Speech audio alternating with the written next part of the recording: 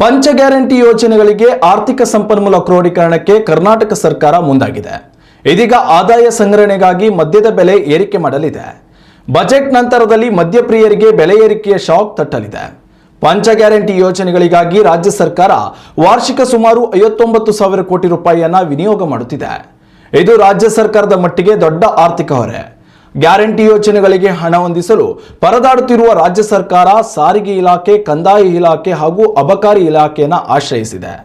ಅದರಲ್ಲೂ ಅಬಕಾರಿ ಇಲಾಖೆಯಿಂದಲೇ ಮದ್ಯದ ದರ ಪರಿಷ್ಕರಿಸುವ ಮೂಲಕ ಖಜಾನೆಯನ್ನ ಭರ್ತಿ ಮಾಡಿಕೊಳ್ಳುತ್ತಿದೆ. 2025-26ನೇ ಸಾಲಿನ ಬಜೆಟ್ನಲ್ಲಿ 40,000 ಕೋಟಿ ರೂಪಾಯಿ ಆದಾಯ ಸಂಗ್ರಹದ ಗುರಿ ಹೊಂದಲಾಗಿದ್ದು, ಇದೀಗ 3,000 ಕೋಟಿ ರೂಪಾಯಿ ಹೆಚ್ಚುವರಿ ಗುರಿ ನೀಡಲಾಗಿದೆ. ಆದಾಯ ಇಲಾಖೆ ನಿರೀಕ್ಷೆಗೆ ತಕ್ಕಂತೆ ಆದಾಯದ ಗುರಿಯನ್ನು ತಲುಪಿಲ್ಲ. ಇದೇ ಕಾರಣದಿಂದಲೇ ಇದೀಗ ಬಜೆಟ್ ನಂತರದಲ್ಲಿ ಮದ್ಯದ ಬೆಲೆಯನ್ನು ಏರಿಕೆ ಮಾಡಲು ಕರ್ನಾಟಕ ಸರ್ಕಾರ ಮುಂದಾಗಿದೆ. ಆದರೆ ಎಷ್ಟು ಪ್ರಮಾಣದಲ್ಲಿ ಮದ್ಯದ ಬೆಲೆ ಏರಿಕೆ ಆಗಲಿದೆ ಅನ್ನೋದು ಇನ್ನೂ ನಿರ್ಧಾರವಾಗಿಲ್ಲ. ಉತ್ತಮ ಸಂಸ್ಕಾರಯುತ ಶಿಕ್ಷಣದೊಂದಿಗೆ VSS English medium CBSE school Udupi Muddur.